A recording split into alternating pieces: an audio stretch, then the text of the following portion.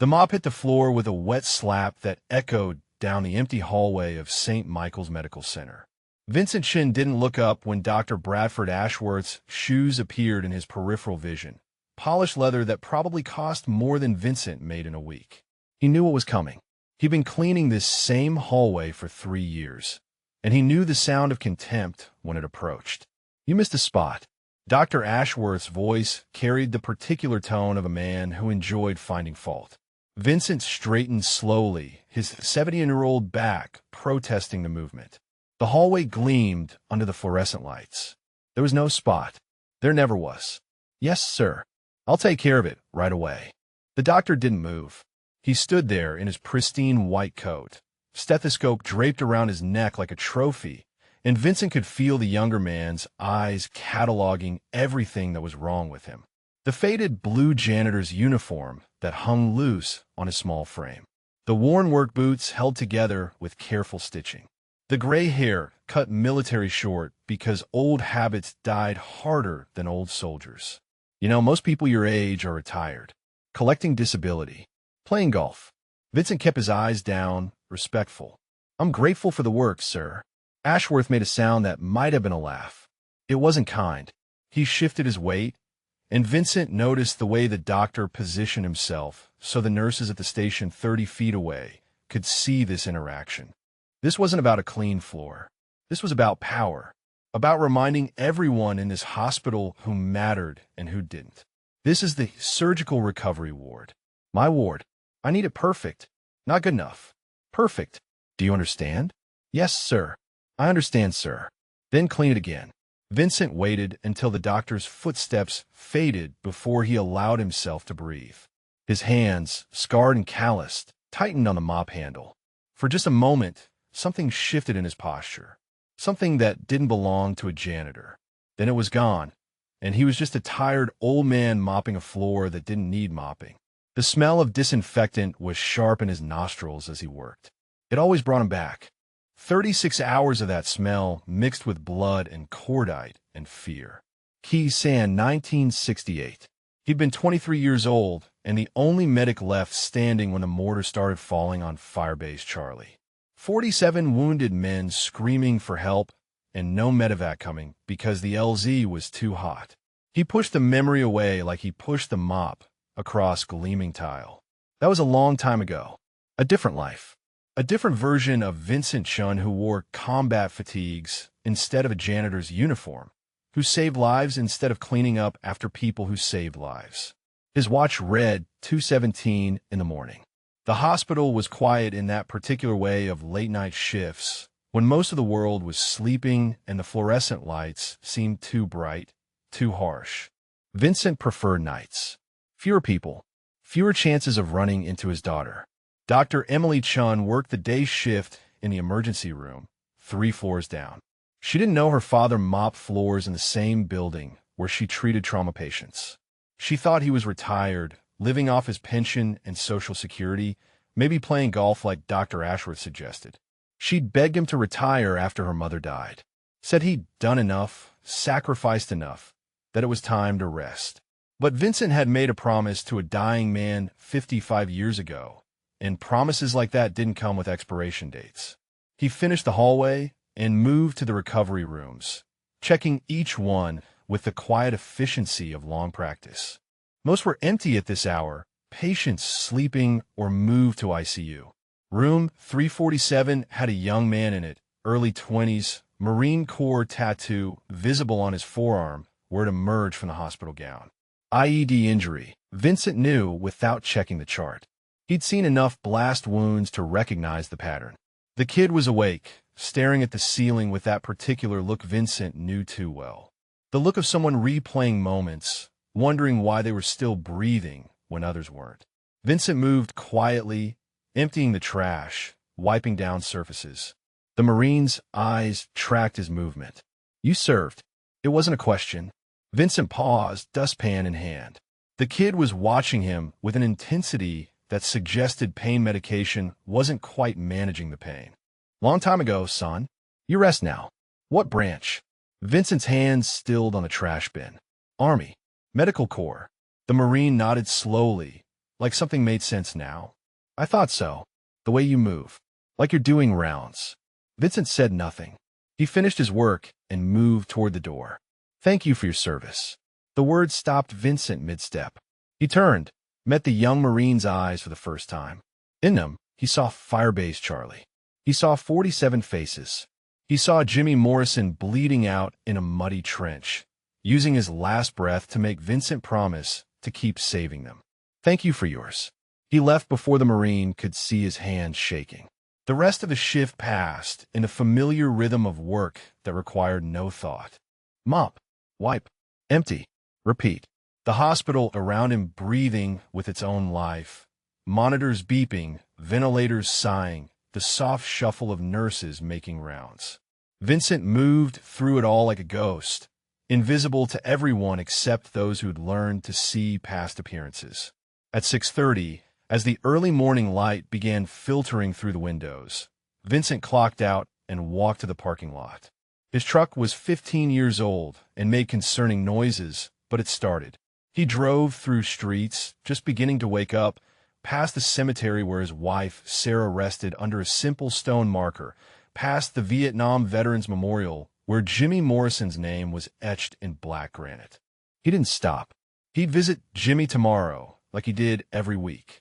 Tell him about the young Marine. Tell him he was still keeping the promise. Still here, brother. Still trying. Back in his studio apartment, Vincent removed the janitor's uniform carefully, hanging it on the same hook where it hung every morning. Underneath, against his skin, were dog tags. Worn. Scratched. The metal warm from body heat. One set had his name. The other had Jimmy's. What Dr. Bradford Ashworth didn't know, what nobody in that hospital knew, was that in exactly 4 hours, the janitor he'd humiliated would save a life using skills learned in the worst combat of a forgotten war.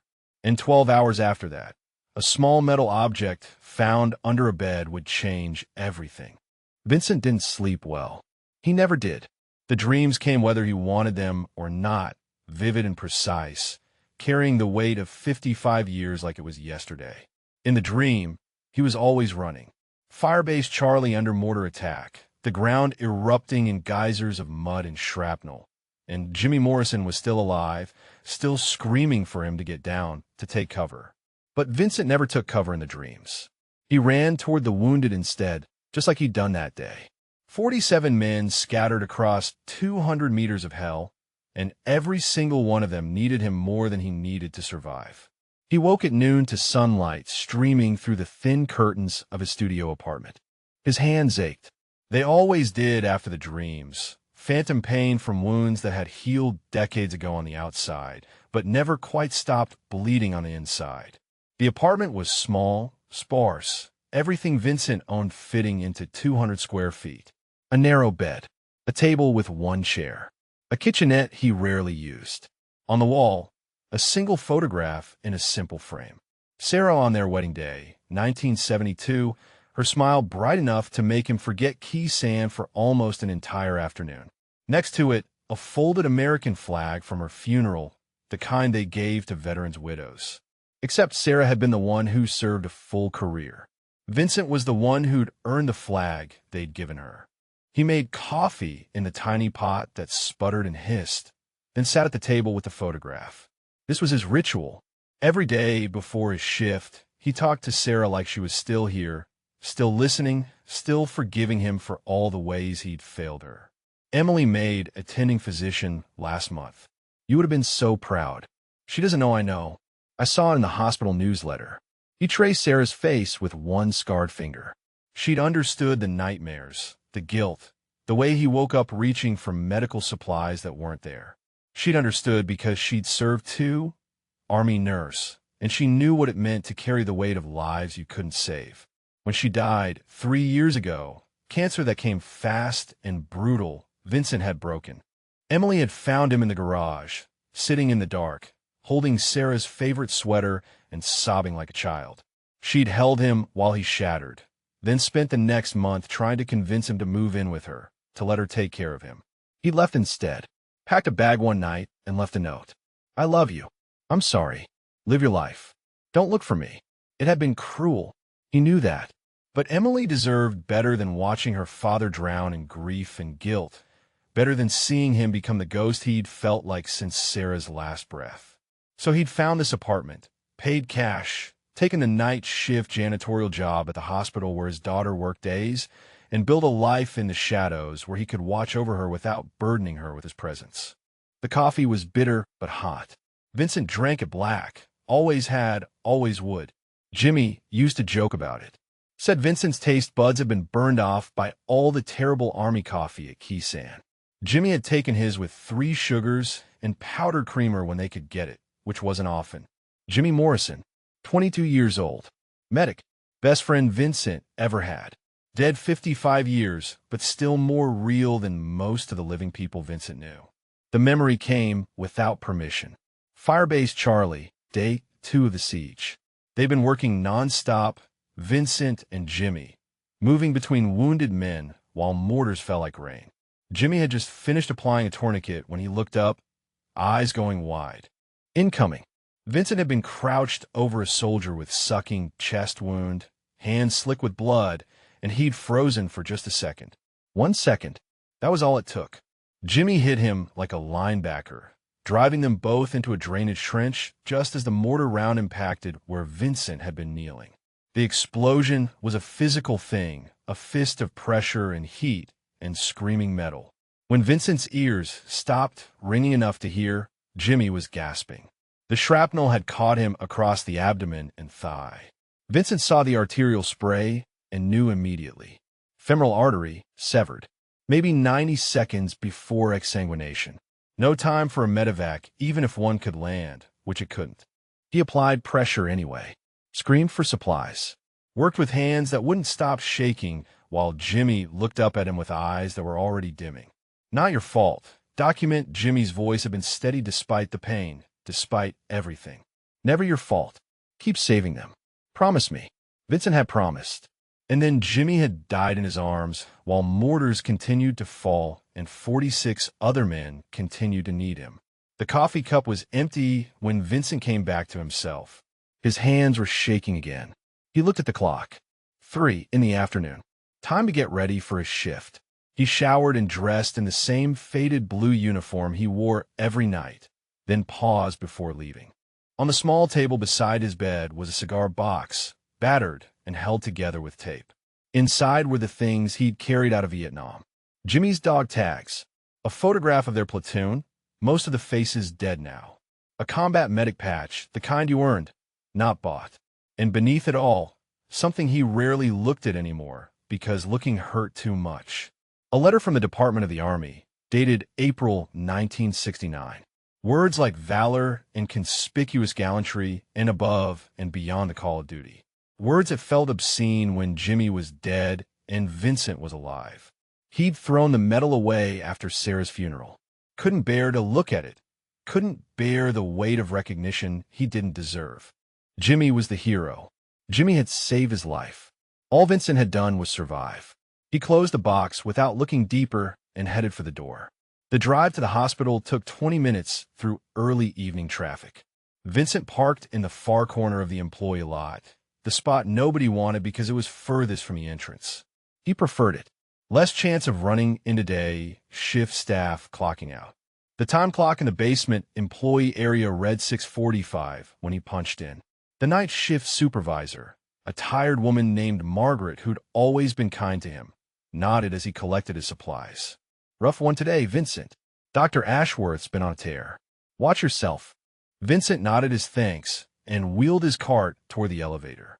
3rd floor, surgical recovery.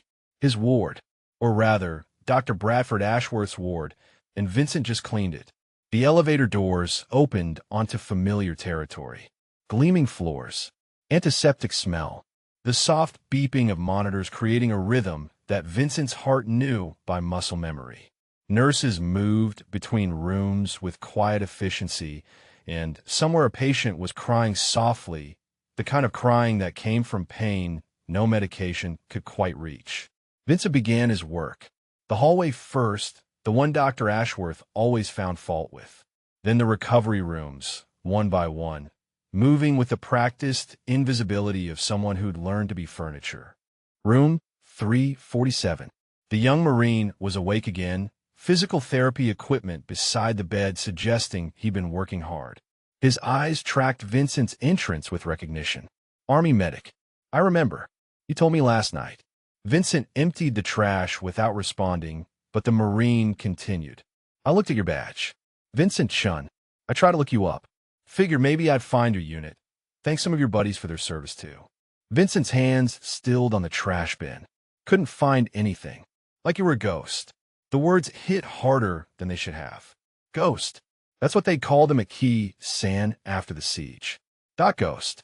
The medic who appeared out of nowhere when you needed him. Who worked in conditions that should have killed him. Who saved 47 men when no one should have saved any. I kept my head down, Vincent said quietly. Did my job. Came home. The Marines studied him with eyes too old for his face. Blast wounds did that. Made you ancient overnight. Yeah, me too. Trying anyway. Vincent met his gaze. You will. Just keep trying. He finished his work and moved on, but the conversation sat heavy in his chest. The kid had looked for him, had tried to find records that Vincent knew were mostly classified, buried under decades of paperwork and secrecy that came with Special Operations medical support. The night stretched on. Vincent cleaned and mopped and wiped down surfaces while the hospital breathed around him. At midnight, he took his break in the small employee lounge, eating the sandwich he'd packed and drinking coffee from the machine that somehow tasted worse than the coffee in his apartment. His phone buzzed. A text from a number he didn't recognize, but he knew who it was. Emily had been trying to reach him for 3 years through different numbers, different approaches, never giving up. Dad, please. Just let me know you're okay. I'm not angry. I just miss you. Vincent deleted the message without responding. It was better this way. She had her life, her career, her future. She didn't need her broken father haunting her hallways. When he returned to the ward, Dr. Ashworth was there, making late rounds, and Vincent felt the familiar tightening in his chest that came with prey animals sensing predators. What Dr. Ashworth didn't know, what he couldn't know from looking at the small Asian man pushing a mop cart, was that Vincent Chun had faced worse than contempt. He'd faced death and brought people back from it. He'd worked miracles in mud and blood and darkness. And somewhere, buried in a box in a studio apartment, were dog tags that had seen more combat than most soldiers ever would. Still here, Jimmy. Still trying. Dr. Ashworth's voice cut through the quiet of the recovery ward like a scalpel through flesh. Sharp. Precise. Designed to wound. You call this clean? Vincent stopped mid-motion, mop suspended over gleaming tile that reflected the fluorescent lights like a mirror. He'd cleaned this section twice already. There wasn't a speck of dust, a single streak, anything that could reasonably be called dirty. Yes, sir. The doctor crouched down, running one manicured finger along the baseboard. He examined it theatrically, holding it up to the light as if inspecting for evidence. 2 nurses at the station 30 feet away watched the performance. Vincent could feel their eyes, their pity, their helplessness. Dr. Ashworth was head of surgery. Nobody challenged him. Unacceptable. The entire surgical suite. Clean it. Again. Sir, I cleaned the surgical suite 2 hours ago. It's scheduled for tomorrow night's deep clean. Ashworth stood slowly, and Vincent recognized the particular stillness that came before escalation. He'd seen it in officers who enjoyed their power a little too much, who needed to remind everyone of the distance between their rank and yours. Are you arguing with me? No, sir. I'll clean it right away. The doctor stepped closer, close enough that Vincent could smell expensive cologne and the coffee he'd been drinking. Close enough to invade personal space in a way that was meant to intimidate. Vincent kept his eyes down, kept his posture humble, but something in his muscle memory wanted to shift his weight, to assume a stance that had nothing to do with mopping floors. You know what I think? Ashworth's voice dropped lower, intimate in its cruelty. I think you're too old for this job. I think you're making mistakes you're too proud to admit. I think maybe it's time we found someone younger. Sharper. Someone who doesn't need to be told 3 times how to do basic tasks. I understand, sir. Do you? Because from where I'm standing, you look like someone who gave up on himself a long time ago. Someone who's just going through the motions, collecting a paycheck for work he doesn't care about. Vincent's jaw tightened. Just a fraction. Just enough that if someone was watching carefully, they might see the flash of something that didn't belong to a humble janitor. Then it was gone, buried under years of practice at being invisible. "I care about my work, sir." Ashworth laughed. The sound carried down the hallway, ensuring the nurses heard it. "Then prove it. Surgical suite. Spotless. I'll inspect it personally in 2 hours." He walked away, white coat billowing behind him like a cape, and Vincent stood there with his mop and his cart and the weight of humiliation that was supposed to make him feel small. Instead, he felt something else. Something that tasted like the mud of Firebase Charlie, like the moment before you ran toward gunfire instead of away from it. The surgical suite was on the other end of the floor, a sterile chamber of stainless steel and bright lights where Dr. Ashworth performed his miracles and accepted his accolades. Vincent wheeled his car down the hallway, passing patient rooms where people slept or suffered or both. Room 347's door was open. The young Marine was awake again, sitting up despite what had to be considerable pain. He watched Vincent pass with eyes that saw too much. "Hey, document." Vincent paused. He shouldn't engage. Shouldn't risk any interaction that might expose the careful distance he maintained from everyone in this hospital. But something in the kid's voice reminded him of other young men, other voices calling for help when help shouldn't have been possible. He stepped into the room. "You need something, son?" The Marine gestured at the water pitcher on the far table, just out of reach. Vincent filled a cup and handed it over, watching automatically as the kid drank. Hydration status good. Color improving. Breathing unlabored. The assessment happened before Vincent could stop it. Medical training 40 years dormant, but never really gone. "Thanks." The Marine set the cup down carefully. "That doctor, Ashworth, he treats you like that a lot?" Vincent began to deflect, then stopped. Something about the directness of the question, the lack of pity in it, made him answer honestly. "He has high standards." "That's not standards. That's just being a dick." Despite everything, Vincent almost smiled. "Language, Marine." The kid grinned, then winced as the expression pulled at whatever still hurt. "Sorry. Habit. But seriously, I've seen officers like that. The kind who think rank gives them the right to treat people like dirt. Usually they're the ones who crack when things get real." Vincent thought about Firebase Charlie, about officers who'd frozen when the mortar started falling, who needed someone to tell them what to do while men bled out waiting for decisions. He thought about the ones who'd held it together, who'd led by example, who'd earned respect instead of demanding it. He's good at his job. That's what matters. The Marine studied him with uncomfortable intensity. "You ever think about fighting back? Standing up for yourself?" Vincent picked up the empty water cup, placed it on the tray. "I'm 71 years old. I mop floors. Fighting back isn't really an option. That's not what I meant." The Marine shifted in his bed, and Vincent saw him wince again. "I meant, does he know who he's messing with? Because I don't think he does." The words hung in the air between them. Vincent felt something crack in his chest, some careful wall he'd maintained for years. This kid, this wounded warrior who should be focused on his own recovery. He saw something, recognized something, and that was dangerous. "Get some rest. You need your strength for physical therapy tomorrow." He left before the Marine could press further, but the conversation followed him down the hallway like a ghost. Does he know who he's messing with? No. Dr. Ashworth didn't know. Nobody knew. That was the point. That was the whole careful construction of Vincent's life after Sarah died. Invisible. Forgettable. Just another old man earning minimum wage. The surgical suite was exactly as he'd left it 2 hours ago. Immaculate. Every surface gleaming. Every instrument tray positioned perfectly. Vincent cleaned it anyway, following the protocol he'd established years ago, the same methodical approach he'd used in field hospitals when contamination meant death and precision meant survival. As he worked, his mind drifted. It always did in surgical suites. The smell of antiseptic, the bright lights, the steel tables. Too much like the aid stations he'd worked in.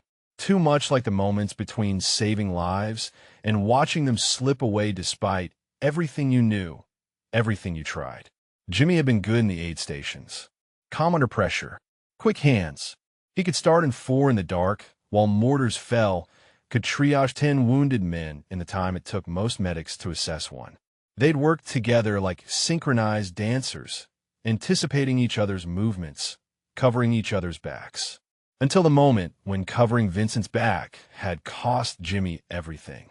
Vincent's hands stilled on the surgical table he was wiping down. The metal was cold under his palms, and for just a second he was back in that trench, holding pressure on an artery that wouldn't stop bleeding, watching the light fade from his best friend's eyes. Not your fault. Never your fault. Keep saving them. He'd kept that promise. 36 more hours under siege, 47 wounded men, and Vincent had saved every single one of them after Jimmy died. Worked through shock and grief and exhaustion that should have killed him. Worked through injuries of his own that he barely noticed until the medevacs finally came and someone pointed out he was covered in his own blood along with everyone else's. The Medal of Honor citation used words like conspicuous gallantry and intrepid actions in complete disregard for his own safety. What it didn't say was that Vincent hadn't been brave. He'd been broken. Every man he saved after Jimmy died was a bargain with a god he wasn't sure he believed in. If I save this one, bring Jimmy back. If I save that one, let me trade places. But there were no bargains. No trats. Just 47 lives purchased with one, and Vincent left holding the bill. A sound at the doorway pulled him back to the present. Nurse Patricia stood there, early 50s, kind eyes, someone who'd always treated Vincent with basic human decency. Vincent, you okay? He realized he'd been standing motionless, hands on the surgical table, for who knows how long. Yes, ma'am. Just finishing up. She glanced around the suite, then back at him. This place is spotless. It was spotless 2 hours ago. Ashworth's just flexing. Vincent said nothing. Patricia stepped into the room, lowering her voice. For what it's worth, we all see it. The way he treats you. It's not right. I appreciate that, ma'am. But I need this job. I know. She hesitated. Just, if he ever crosses a line, there are procedures. Witnesses. Vincent nodded, knowing he'd never file a complaint, never make waves. Men like Ashworth existed in every hierarchy.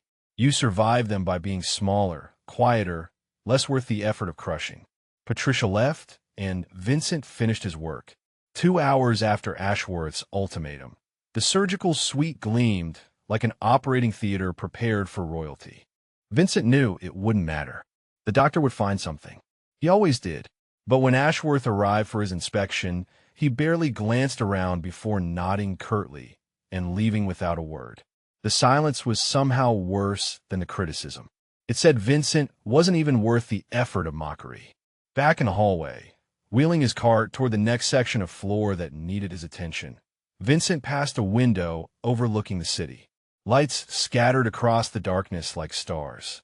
Somewhere out there, Emily was probably asleep in her apartment, probably still hoping her father would answer her messages, probably not knowing he was 4 floors above her every night, watching over her the only way he knew how. And somewhere, in a studio apartment across town, dog tags waited in a cigar box. Jimmy's and his own. Both sets marked with the same blood type, the same faith, the same willingness to die for something larger than themselves. Still here, Jimmy. Still trying. Still invisible. The thing about grief was that it didn't follow a schedule. Vincent had learned that the hard way. 3 years since Sarah died, and some days he could function almost normally, could go hours without the crushing weight in his chest. Other days, like tonight, the smallest thing could break him open. It was the smell that did it. Room 352, cleaning the bathroom, and someone had left a bottle of lavender hand soap on the counter. Sarah's scent, the one she wore every day of their 43 years together. The one that had lingered on her pillow for weeks after the funeral until Vincent couldn't bear it anymore and had washed everything, trying to erase the ghost that haunted every corner of their home. His hands shook as he moved the soap bottle to finish wiping the counter. Just a small tremor, but enough that he had to stop, had to breathe, had to push back the memory of Sarah in her hospital bed, skin paper-thin and gray, her hand in his while she told him it was okay to let her go. "I'm not ready," he'd whispered. "You never will be, love, but you'll survive this. You survived worse." She'd been wrong about that. Firebase Charlie had been terrible, had carved pieces out of his soul that never grew back. But losing Sarah was different. It was losing the only person who understood all those missing pieces, who'd spent 4 decades helping him carry what couldn't be set down. When she died, Vincent had tried. He'd stayed in their house, had gone through the motions, had let Emily hover and worry and try to fix what couldn't be fixed. But every room screamed Sarah's absence. Every silence was too loud. Every morning he woke up reaching for her and found only empty sheets. The breaking point came 3 months after the funeral. Emily had brought dinner, let herself in with her key, and found Vincent in the garage. He'd been sitting in the dark, holding Sarah's favorite cardigan, the green one she wore when she gardened, and he'd been sobbing so hard he couldn't breathe. Emily had held him while he shattered, had stroked his hair like he was a child, had whispered that it was okay, that grief was okay, that she was here and he didn't have to go through this alone. That was when Vincent knew he had to leave. Emily deserved better than this, deserved better than watching her father drown. She had her whole life ahead of her, a brilliant career, maybe someday a family of her own. She didn't need to waste her youth caring for a broken old man who couldn't let go of the dead. So he packed a bag while she slept on the couch, left a note that didn't explain anything because nothing could explain, disappeared into a city large enough to get lost in, into a life small enough that nobody would notice one more invisible old man. The night shift janitorial job had been perfect. St. Michael's Medical Center needed someone for third-floor surgical recovery. Overnight hours when the world was quiet and the chances of running into his daughter were minimal. Vincent had taken it without negotiation, grateful for work that let him hide in plain sight. For 3 years, it had worked. He'd mop floors 4 floors above, where Emily saved lives in the emergency room. He'd watch from a distance, reading staff newsletters to track her promotions, her achievements, the brilliant career Sarah would have been so proud of. Sometimes he'd take breaks in the stairwell during shift change, just to catch a glimpse of her walking to her car, just to confirm she was okay. She was more than okay. She was thriving, and that justified everything. Vincent finished cleaning room 352, sealed the lavender soap in the trash bag so he wouldn't have to smell it again, and moved on. The hallway stretched before him, gleaming and empty, and his reflection in the polished floor looked like a ghost. Room 347 again. The young Marine was asleep this time, face relaxed in a way it never was during waking hours. Vincent moved quietly, not wanting to disturb whatever piece the kid had found. But as he reached for the trash bin, the Marine's eyes opened. "Can't sleep either?" Vincent paused. "Just working, son." The Marine shifted, wincing. The pain was obviously worse at night, when there were fewer distractions from what hurt. "What time is it?" 3:30. The dead hour. That's what we called it in Hellman. 3:30 in the morning, when your body wants to shut down, but your brain won't let it. Vincent understood that too well. The dead hour had different names in different wars, but it was always the same. The hour when the wounded called out for their mothers, when morphine wore thin, when the distance between living and dying felt like a choice you could make if you were just tired enough. You were a medic, weren't you? The Marine's voice cut through Vincent's thoughts. Not just Army. Combat médic. Vincent's hands stilled on the trash bin. A long time ago. How long? Vietnam. 1967 to 1969. The Marine was quiet for a moment. My grandfather served in Vietnam. Marine Corps. He never talked about it. Not once. Died 5 years ago and took all those stories with him. Vincent nodded. That was common. Men who'd seen what they'd seen, done what they'd done, learned that some stories were too heavy to share. Some experiences were too alien to translate into words civilians could understand. He probably had his reasons. I think he was ashamed. The Marine's voice was soft. Not of his service. Of coming home when his friends didn't. Survivor's guilt, they call it now. Back then they just called it weakness. The words hit like shrapnel. Vincent felt something crack in his carefully maintained walls. Some seal he'd kept intact through 3 years of mopping floors and staying invisible. It's not weakness, he heard himself say. It's love. You survive, and you carry them with you. Every single one. Their names, their faces, the sound of their voices. And it doesn't matter how many years pass, you still wake up wondering why you're breathing and they're not.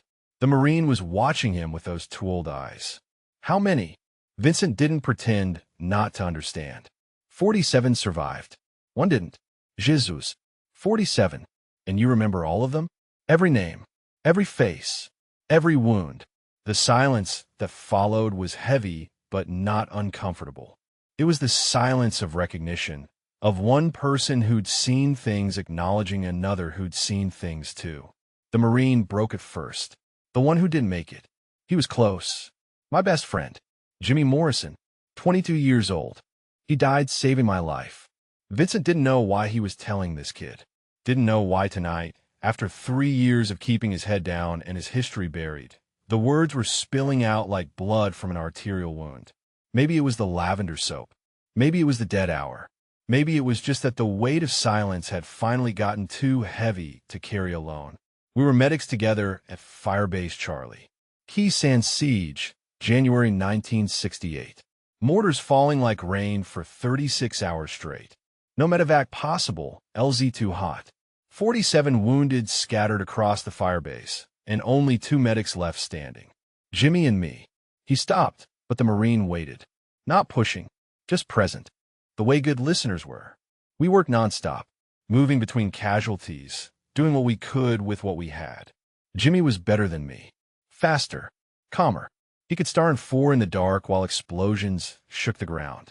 He saved 23 men in the first 12 hours. Vincent's hands were shaking again.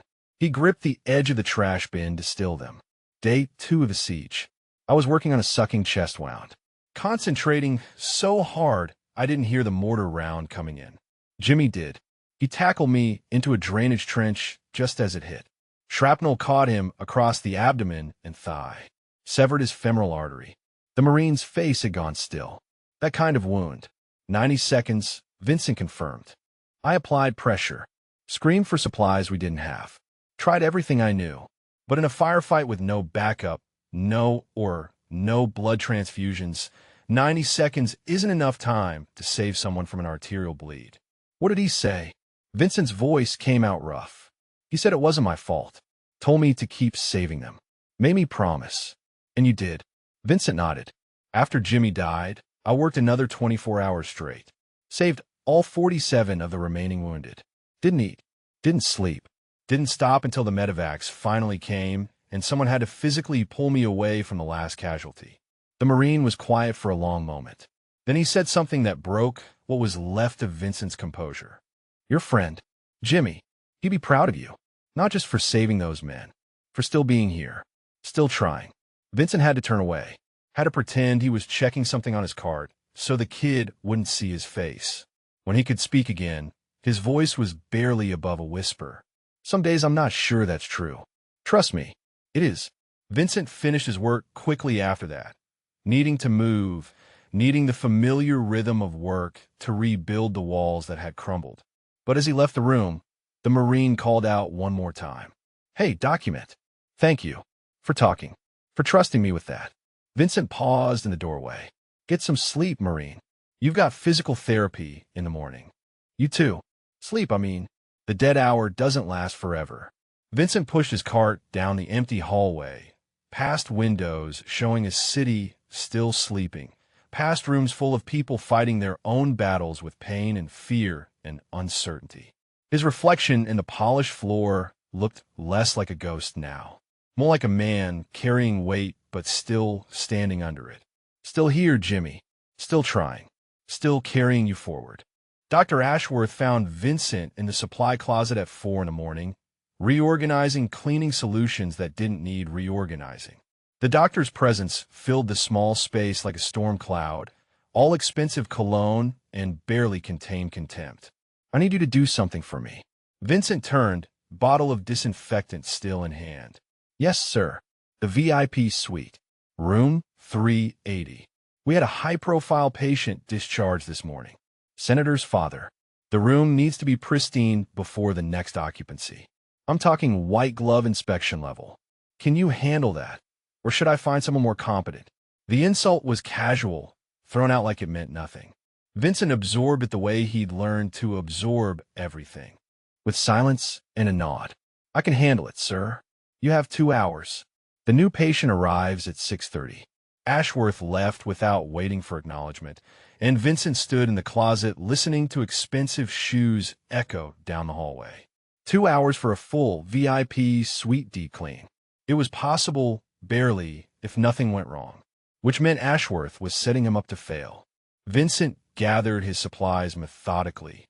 The VIP suite was on the far end of the ward, a larger room with private bathroom, sitting area, and amenities that regular patients never saw. He'd cleaned it before, knew its layout, knew the checklist that had to be completed before it could be certified ready. Room 380's door was propped open when he arrived. Inside, the space showed evidence of a week-long stay. Personal items still scattered on surfaces, flowers wilting in vases. The particular disorder that accumulated when someone lived in a hospital room rather than just occupied it. Vincent began with systematic efficiency. Trash first, removing evidence of human presence. Then linens, stripping the bed down to the mattress. Then surfaces, working from high to low, clean to dirty, the way he'd been taught in Army medical training 40 years ago, when preventing infection meant the difference between life and death. As he worked, his body moved on autopilot while his mind wandered.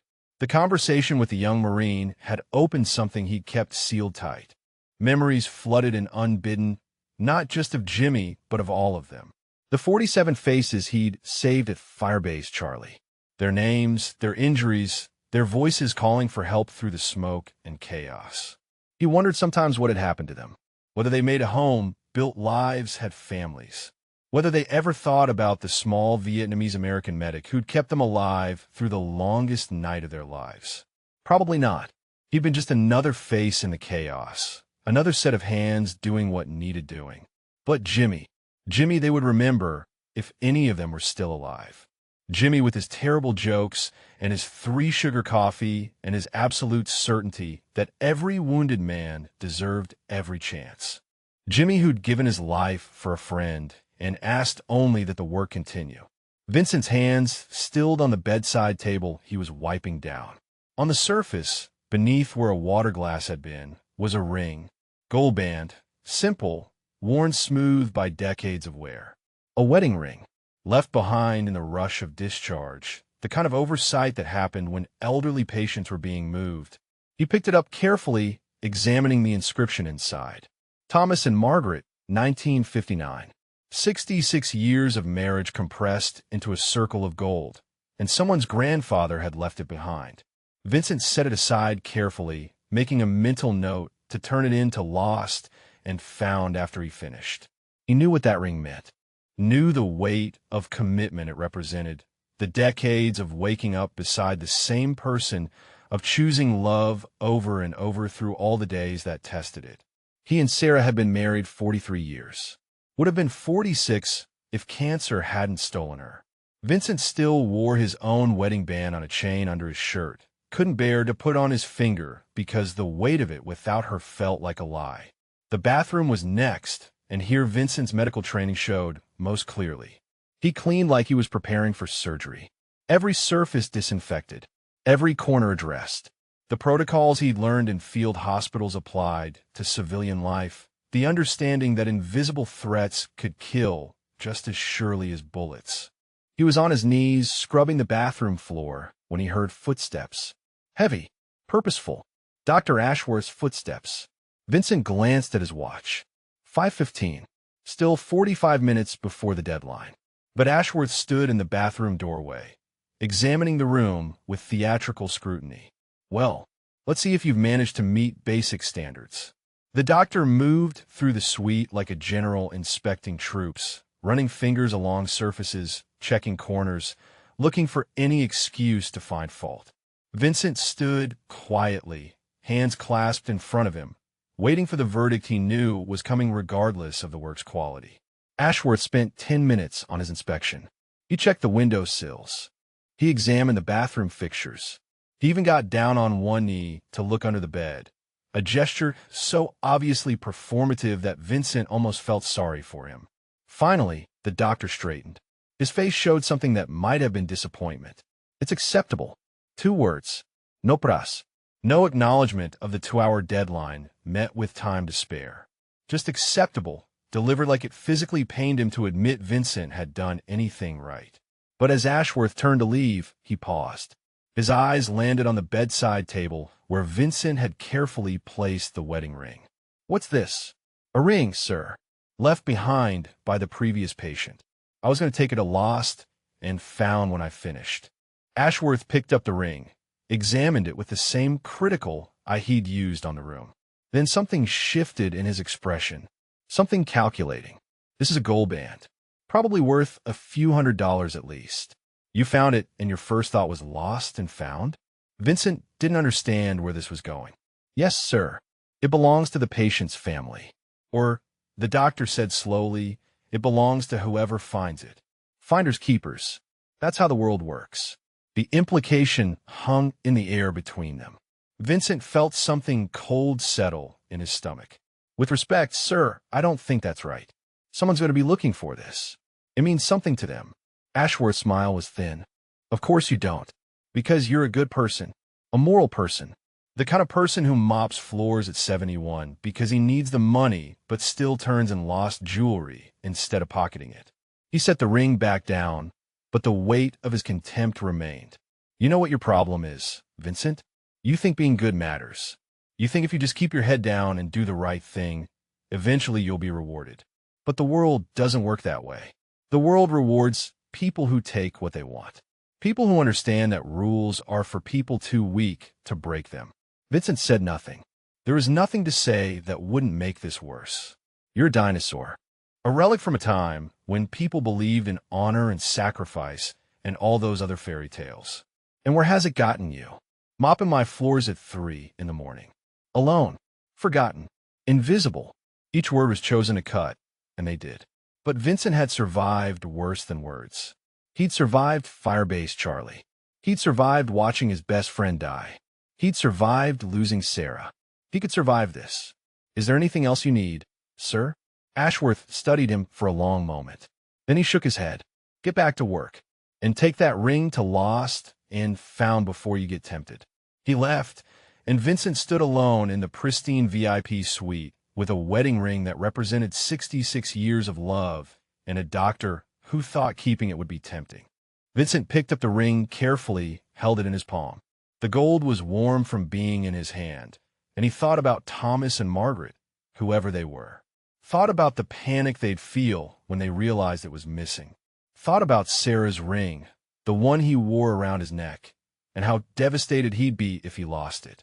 He finished cleaning the room, then walked to the administrative office on the first floor. The night supervisor took the ring, logged it, promised it would be returned to the family. Vincent watched her place it in the secure Lost, and Found safe, and felt nothing except tired. Back on the 3rd floor, the hallway seemed longer than usual. His back ached. His hands hurt. He'd been on his feet for 9 hours and still had 3 to go. But this was the work. This was the promise. Still here. Still trying.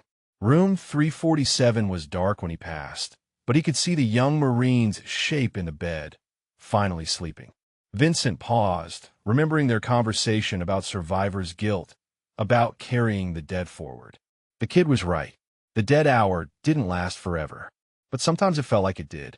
Vincent pushed his cart toward the next section that needed cleaning, past windows showing the first hint of dawn on the horizon.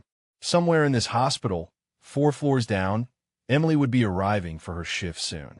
Would walk past the janitor's closet where her father stored his supplies. Would never know how close he was. And somewhere, in a studio apartment across town, Jimmy Morrison's dog tags waited in a cigar box next to Vincent's own. Both sets marked with the same blood type. Both sets carried by men who'd promised to keep saving people, no matter the cost. Still here, Jimmy. Still keeping the promise. Even when it hurts. The code blue alarm screamed through the 3rd floor at 5:47 in the morning, turning the quiet pre-dawn calm into controlled chaos. Vincent was emptying trash in the hallway when nurses erupted from the station, running toward room 347. The young Marine's room. His car forgotten, Vincent moved on instinct. His feet carried him toward the commotion before his brain caught up. Before he remembered he was a janitor now, not a medic, that he had no place in a medical emergency except to stay out of the way. But 40 years of training didn't disappear just because you changed uniforms. Through the open door, Vincent saw the Marines seizing. Comal, his body rigid, then convulsing, monitors screaming their protest. 2 nurses were there, one calling for the crash cart, the other trying to protect the kid's head from striking the bed rails. Vincent's medical assessment happened automatically. Airway compromised, breathing irregular, seizure duration already pushing 90 seconds. Where was the damn crash cart? He should have walked away, should have backed up, let the professionals handle it, stayed in his lane. But the nurse protecting the Marine's head was positioned wrong, too high, leaving the airway partially blocked. And the seizure wasn't stopping. Vincent stepped into the room. His airway. You need to reposition. Nurse Patricia looked up, startled to see the janitor standing there. Then she saw his face, saw something in his expression that made her adjust without question. Vincent moved to the other side of the bed, his hands already assessing. Pulse rapid but present. Pupils dilating. This wasn't just a seizure. This was something else. When did he last have his medication? Vincent's voice had changed. No longer the soft deference of a janitor. This was command voice, the tone that cut through chaos and expected answers. Patricia checked the chart. 6 hours ago. He was due for his next dose at 6. 6 hours on anti-seizure medication should have held, unless the dosage was wrong, or unless there was an interaction, or unless something else was happening that nobody had caught. The second nurse arrived with the crash cart, just as the Marine's seizure began to slow. But Vincent saw what the nurses didn't. Saw the kid's lips taking on a blue tinge. Saw the breathing pattern that suggested aspiration. He's aspirating. Roll him to recovery position. Now, Patricia didn't question. She helped Vincent roll the Marine onto his side, just as he vomited, the contents of his stomach coming up instead of going into his lungs because they'd repositioned in time. The seizure stopped. The monitors began to stabilize. Crisis averted. Dr. Ashworth burst through the door, white coat billowing, ready to take command of an emergency that was already resolving. His eyes swept the room, landed on Vincent standing at the bedside, hands still on the Marine's shoulder, and his face went dark. What the hell are you doing in here? Vincent stepped back immediately, hands raised in apology. I'm sorry, sir. I was just what? Playing doctor? This is a sterile medical environment. You're a janitor. Get out. He saved him. Patricia's voice cut through the room like a blade. Vincent saw the aspiration before we did. If he hadn't positioned the patient when he did, we'd be dealing with aspirated vomit in the lungs right now. Ashworth's jaw tightened. I'm sure you had it under control, Nurse Patterson. Patricia, sir. And no, respectfully, we didn't. Not yet. Vincent's intervention was textbook. The doctor turned his full attention to Vincent, and the weight of that gaze was meant to crush. You have medical training? Vincent kept his eyes down. I was a combat medic, sir. Long time ago. I shouldn't have overstepped. I apologize. Combat médic. Ashworth's voice dripped with skepticism. Vietnam, I suppose? Let me guess, you spent your tour handing out Band-Aids at some safe base hospital? Something flickered in Vincent's expression. Something that made Patricia take a sharp breath. But it was gone before Ashworth could see it. No, sir. Field operations. Field operations. The doctor's laugh was cruel. So you think 40 years of mopping floors hasn't eroded whatever basic first aid you learned? You think muscle memory from half a century ago makes you qualified to touch my patients? Vincent said nothing. What could he say that wouldn't make this worse? The Marine groaned, consciousness returning, and Ashworth immediately shifted his focus. His hands moved with practiced efficiency, checking vitals, assessing neurological response. Whatever else could be said about the man, he was good at his job. But as he worked, he kept talking. This is exactly the kind of liability I was worried about. Untrained personnel interfering with patient care. I don't care what you did in Vietnam. I don't care if you think you remember how to handle emergencies. You're not a medical professional. You're a maintenance staff. Do you understand the difference? Yes, sir. Good. Then I expect you to stay in your lane from now on. Clean the floors. Empty the trash. Leave the medicine to people with actual credentials. Patricia opened her mouth to object, but Vincent caught her eye and gave a tiny shake of his head. Don't. It wasn't worth the fight. Ashworth was right. In the eyes of the hospital administration, Vincent was a janitor. Nothing more. He left the room, picked up his abandoned cart, and continued down the hallway like nothing had happened. But his hands were shaking, not from fear, from adrenaline, from the rush of doing what he'd been trained to do, what his body remembered even when his mind tried to forget. Behind him, he heard Patricia's voice, low and angry. That was wrong, and you know it. Ashworth's response was cold. What I know is that we have protocols for a reason. Now let's get this patient stabilized and figure out why his medication levels are off. Vincent pushed his cart into the supply closet and stood there in the dark, breathing hard. He'd exposed himself, shown too much, let the mask slip for just a moment, and now Ashworth was watching him with suspicion instead of just contempt. Stupid. Reckless. The kid would have been fine. Patricia and the other nurse would have handled it. Vincent didn't need to step in. Didn't need to risk the careful invisibility he'd maintained for 3 years. But even as he thought it, he knew he'd do it again. Knew that 40 years in a different uniform couldn't change what he was at his core. A medic. Someone who ran toward emergencies instead of away from them. His watch read 6:15. 15 minutes until shift change. 15 minutes until Emily arrived for her day in the ER. Vincent needed to be gone before then. Needed to clock out and disappear before his daughter walked past, and maybe, just maybe, recognized something familiar in the tired janitor's face. He finished his shift quickly, mechanically, and was at the time clock by 6:28. As he punched out, he heard voices from the hallway. Medical staff arriving for day's shift. He kept his head down, moved toward the exit, and almost made it. Dad? The voice froze in mid-step. He turned slowly, knowing what he'd see, but hoping somehow he was wrong. Emily stood 10 feet away, still in her winter coat, bag over her shoulder, staring at him like she'd seen a ghost. Which in a way she had. For 3 years, Vincent had avoided this moment. For 3 years, he'd timed his exits perfectly, had stayed invisible, had maintained the distance that kept Emily free to live her life without the burden of her broken father. But standing there in his janitor's uniform with his daughter's eyes filling with tears, Vincent realized that some distances couldn't be maintained forever. Dad! Her voice cracked. What are you doing here? Vincent's throat closed. He had no words that would make this better, no explanation that wouldn't sound like exactly what it was. Cowardice. Running. Hiding from the one person who'd never stopped looking for him. I work here, he managed finally. Night shift janitorial. You work here? Emily's voice rose. You've been here the whole time?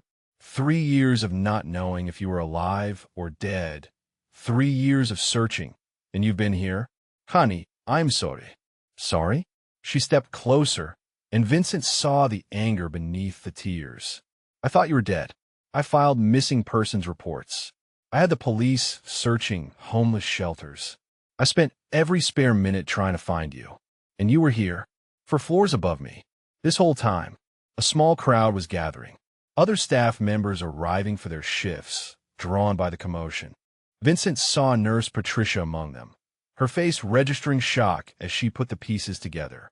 I didn't want to burden you, Vincent said quietly. You needed to focus on your career, your life. You didn't need to waste it taking care of me. That's not your choice to make. Emily's hands were shaking. You don't get to decide what I need. You don't get to just disappear and call it love. She was right. Vincent knew she was right. But knowing didn't change the instinct that had driven him into hiding, the belief that everyone he loved was better off without him. Dr. Ashworth pushed through the gathering crowd, his face showing calculation. This is your daughter? The emergency room physician? Emily didn't take her eyes off her father. Yes. And she had no idea you were working here as a janitor? Vincent could see Ashworth's mind working, could see him filing this information away for future use. It didn't matter. Nothing mattered except Emily's face, tear-streaked and furious and relieved all at once. We need to talk. Emily's voice was firm. Not here. Not now. But tonight. My apartment. 7 o'clock. And if you don't show up, I swear I will hunt you down and drag you there myself. Vincent nodded. He owed her that much. Owed her explanations and apologies and probably years of therapy bills. Emily turned and walked away, her colleagues parting to let her through. The crowd dispersed slowly, whispers following Vincent as he made his way to the exit. Only Patricia remained, watching him with new eyes. A combat medic, she said quietly. Field operations. That's why you knew exactly what to do. Vincent said nothing. There's more to your story, isn't there? He met her gaze. There always is. Vincent sat in his truck in a hospital parking lot for 20 minutes after his shift ended, hands gripping the steering wheel, trying to find the courage to drive away. Emily knew, after 3 years of careful distance, of protecting her from his brokenness, she knew. And tonight at 7 o'clock, he would have to face everything he'd been running from. He could leave, could drive to another city, find another job, disappear again into the anonymous mass of invisible old men. It would be cruel, but maybe less cruel than making Emily watch him struggle through explanations he didn't have words for. But even as the thought formed, Vincent knew he wouldn't do it. He'd run once. He wouldn't run again. Whatever happened tonight, whatever Emily needed to say or scream or demand, he owed her the dignity of showing up. The drive home took him past the Vietnam Veterans Memorial like it always did.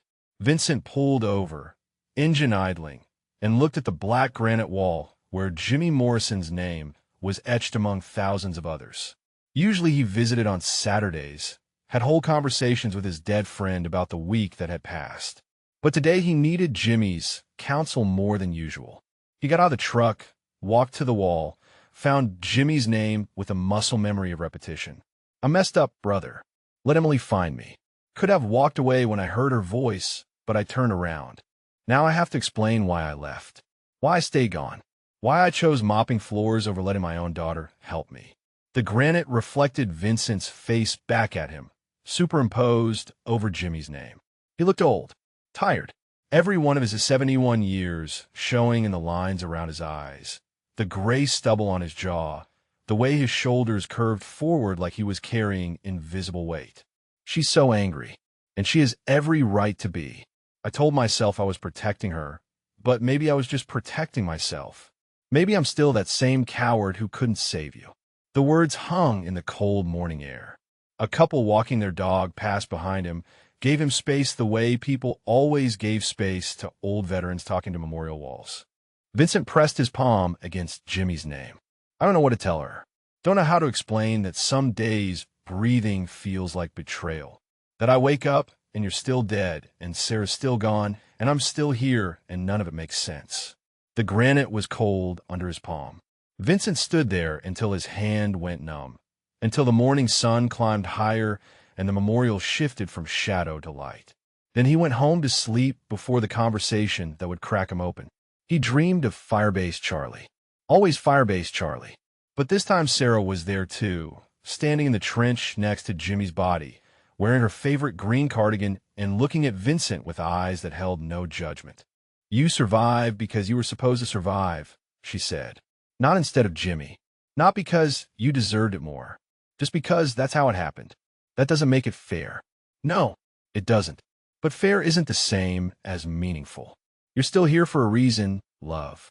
Maybe it's time you stopped running from it. He woke at 3 in the afternoon to his phone buzzing. A text from Emily. Still expecting you at 7. I made coffee. We're going to talk, and you're going to listen, and then we're going to figure this out. Together. Whether you like it or not. Vincent stared at the message for a long time before responding. I'll be there. The hours until 7 passed too quickly and too slowly at the same time. Vincent showered, dressed in civilian clothes that felt strange after years of janitor uniforms. He tried to eat, but couldn't. Tried to rehearse what he'd say, but every explanation sounded hollow. At 6:45, he drove to Emily's apartment building, the nice complex in the good part of town that Sarah would have been so proud of. He sat in the parking lot until 6:58, then forced himself out of the truck and up to the 3rd floor. Emily opened the door before he could knock. She'd been watching for him, making sure he actually came. She didn't hug him, Didn't smile, just stepped aside to let him in, then closed the door with a quiet click that sounded final. The apartment was Sarah's taste. Emily had inherited her mother's eye for making spaces warm without clutter, meaningful without being crowded. Photographs on the walls showing Emily's life. Her medical school graduation. Her first day as an attending. Pictures that Vincent should have been in but wasn't. Seat. Emily pointed to the couch. I meant what I said. You're going to listen. Vincent sat. Emily paced, her hands moving the way Sarah's used to when she was trying to organize thoughts too big for words. 3 years, Dad. 3 years of thinking you might be dead in a ditch somewhere. 3 years of checking Jane Doe reports at the morgue. 3 years of driving to homeless encampments on my days off, show your picture to people who probably thought I was insane. Connie, I'm sorry. No. Emily's voice cracked but held firm. You don't get to apologize yet. You get to hear what those 3 years did to me first. She stopped pacing, faced him directly. Every time my phone rang, I thought it might be the police telling me they'd found your body. Every holiday, every birthday, I set a place for you at the table just in case you came home. I called your phone every single day, even though it went straight to voicemail. I needed to hear your voice saying, leave a message. Needed that tiny connection to prove you'd existed. Vincent's throat closed. He disconnected that phone the second day, unable to bear Emily's messages begging him to call back. And the whole time, you were 4 floors above me, mopping the same hallways I walked through every day. How many times did I pass you? How many times were you hiding in a supply closet or taking a break in a stairwell while I walked right by? A lot, Vincent admitted. I timed my shifts around yours. Made sure I was always gone before you arrived. Why? Emily's hands were shaking. Why would you do that to me? To yourself? Because I was drowning. The words came out raw. After your mother died, I couldn't breathe. Couldn't function. Every room in that house screamed her name. Every morning I woke up reaching for her and found nothing. And you were so good to me, so patient, so determined to fix me. But I couldn't be fixed, Emily. I was broken in ways that no amount of love could repair. So you ran. So I ran. Vincent's voice dropped to barely above a whisper. I told myself I was protecting you, that you deserved a life without the burden of watching your father fall apart, that the best thing I could do was disappear and let you move on. Emily sat down hard in the chair across from him. Her face was wet with tears she wasn't bothering to wipe away. You don't get to make that choice for me. You don't get to decide what I can handle. I'm not a child, Dad. I'm a physician. I've seen trauma. I've treated PTSD. I understand grief and depression and all the ways the human mind breaks under unbearable weight. But I can't help you if you won't let me. I know. Do you? Because from where I'm sitting, it looks like you'd rather mop floors and hide from your own daughter than accept help from the one person who's never stopped loving you. The words hit like bullets. Clean, through, no exit wound, the kind that killed slowly from internal bleeding. Your mother understood, Vincent said finally. She knew about the nightmares, the guilt, the days when I couldn't get out of bed because I couldn't stop seeing Jimmy die in my arms. She knew I was broken and she loved me anyway. But when she died, the only person who understood was gone. And I didn't know how to translate that pain into words you could understand without destroying you with it. Emily leaned forward. Then translate it now. Tell me about Jimmy. Tell me about Vietnam. Tell me everything you've been carrying alone. So Vincent did. For the first time in 3 years, he opened the sealed boxes in his mind and let the contents spill out. He told her about Firebase Charlie, about 47 wounded men and 36 hours under siege, about Jimmy Morrison who'd save his life and died doing it, about the promise to keep saving people, about the medal he'd thrown away because it felt like blood money purchased with his best friend's death. He told her about the nightmares, about waking up reaching for medical supplies that weren't there, about the way certain smells or sounds could throw him back 55 years in an instant, about the days when surviving felt like punishment instead of gift. Emily listened without interrupting. When Vincent finally fell silent, emptied out and exhausted, she moved to sit beside him on the couch. Why janitorial? Why that hospital? Because I could still help, even if it was just keeping things clean. Because I could be close to you without burdening you. because the work kept me moving forward when everything in me wanted to stop. She took his hand. Her grip was firm. Physician strong. Here's what's going to happen. You're going to move in with me. Not because you're broken or need fixing, but because I need you. Because 3 years without my father was hell, and I'm not doing it again. Emily, I don't think that's a good idea. I don't care what you think. Her voice was gentle but immovable. I'm not asking. You're my father. You're all I have left of Mom. And I'm not losing you to grief or guilt or whatever voice in your head says you don't deserve help. Vincent looked at his daughter. Sarah's eyes. Sarah's determination. Sarah's refusal to let the people she loved suffer alone. Okay, he said quietly. Okay. Emily's grip tightened. And Dad, that medal you threw away. The one for saving those 47 men. I want you to try to get it replaced. Not for you. For them. For every soldier whose life you saved. They deserve to know their medic was recognized for what he did. Vincent nodded, not trusting his voice. Outside, the sun was setting. Inside, for the first time in 3 years, Vincent felt like maybe he could breathe. Vincent returned to work the next night, knowing everything had changed. Emily had driven him home at midnight with plans to help him pack over the weekend, had made him promise he'd show up for his shifts until he gave proper notice. She was right. He couldn't just disappear from the hospital the way he'd disappeared from her life. He owed them better than that. But walking through those hallways as a man with a daughter who knew where he was, who cared whether he came home, felt different than walking them as a ghost. The weight hadn't lifted exactly, but it had shifted, distributed differently. Shared. Dr. Ashworth was waiting at the nurse's station when Vincent clocked in. The doctor's face showed calculation, the expression of a predator who'd scented blood. A word, Vincent. My office. It wasn't a request. Vincent followed Ashworth down the hallway to the small administrative office the doctor used for paperwork and private phone calls. Ashworth closed the door behind them. I did some checking after your little family reunion yesterday. Called some contacts at the VA. Asked about your service record. Vincent said nothing. His service record was mostly classified, buried under layers of security clearances that civilians couldn't access. Whatever Ashworth had found would be surface level at best. Combat medic, Vietnam era, 1967 to 1969. Medical discharge in 1970. That's all they'd tell me. Everything else is restricted access. Ashworth stepped closer, invading personal space the way bullies did. But here's what I know. If your record was anything special, it wouldn't be classified. They classify failures, Vincent. Cowards who cracked under pressure.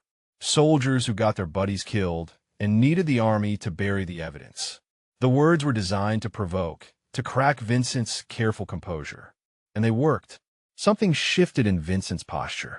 Something that made Ashworth take an involuntary step backward.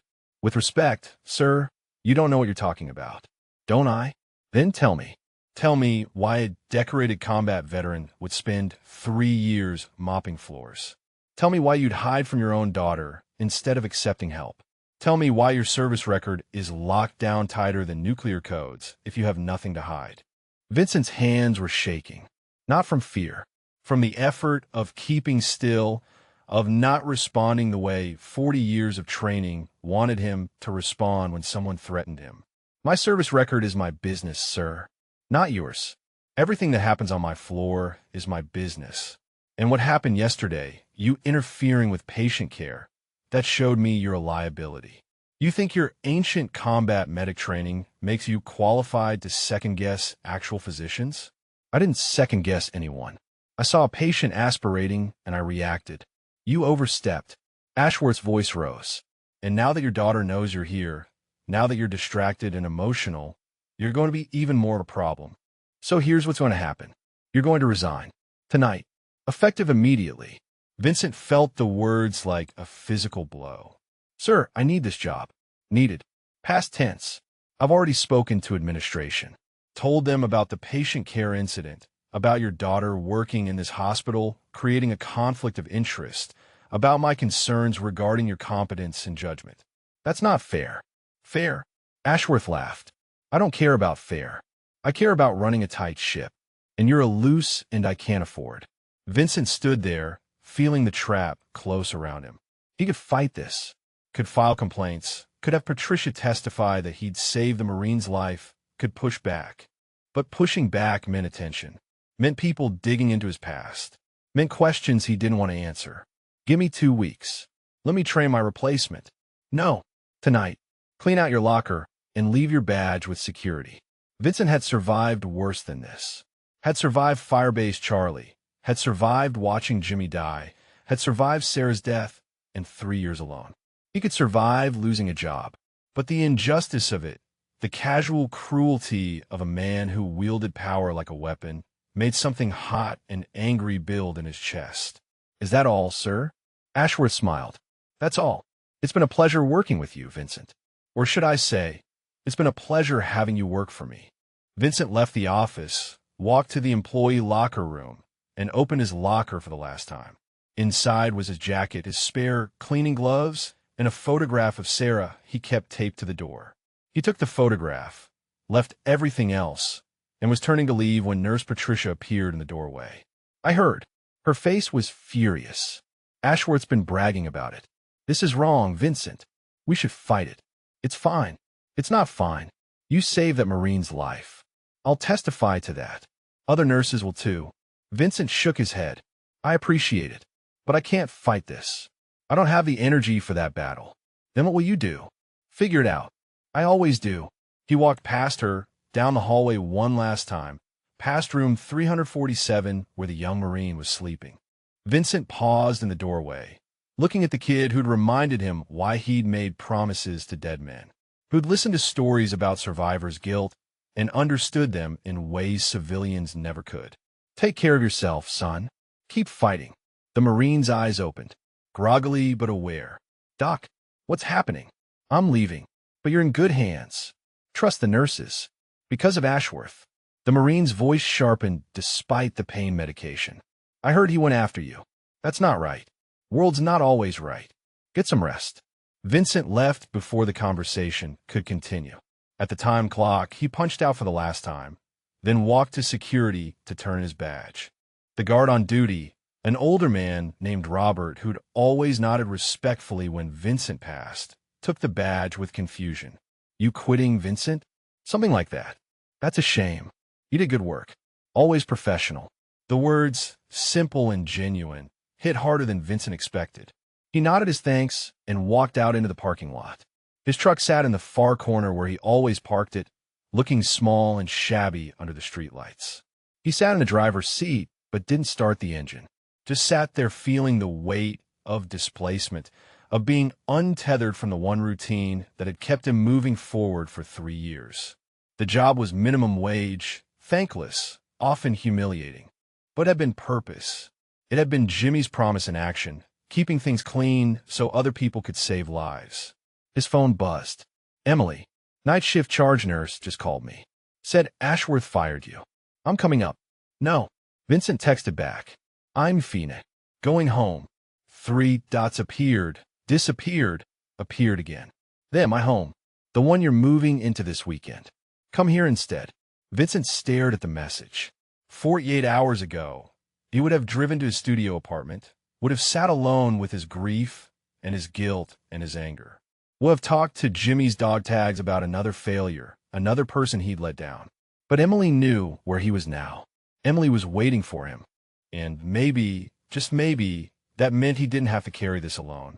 He started the truck and drove to Emily's apartment.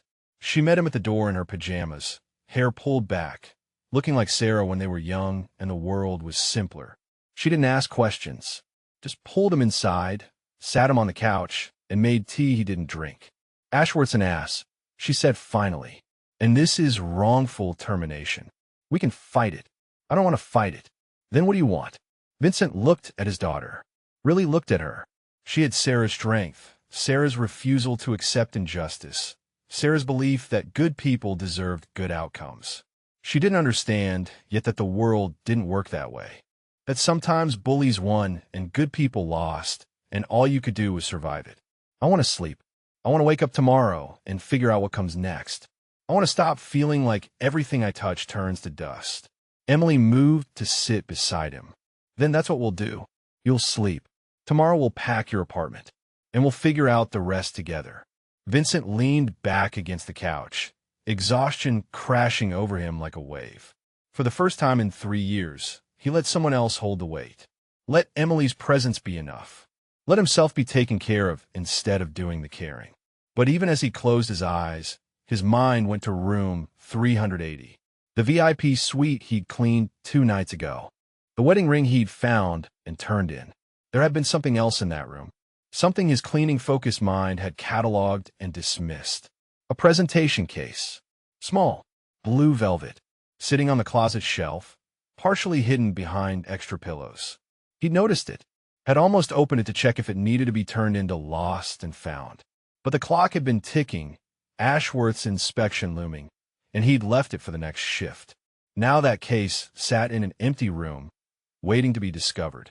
And something in Vincent's gut said that whatever was inside it mattered more than he could possibly know.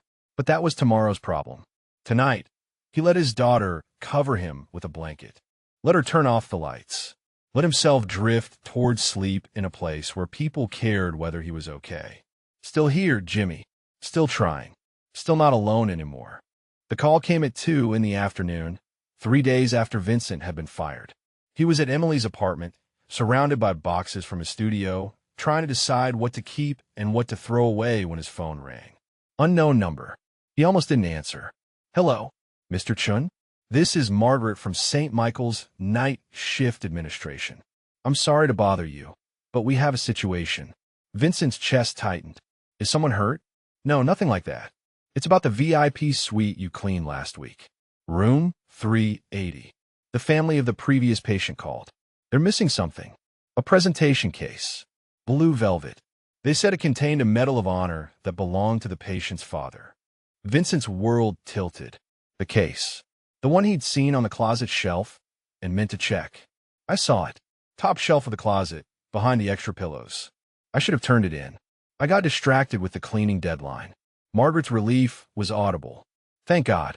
Can you tell me exactly where? The day shift has been searching for 2 hours and can't find it.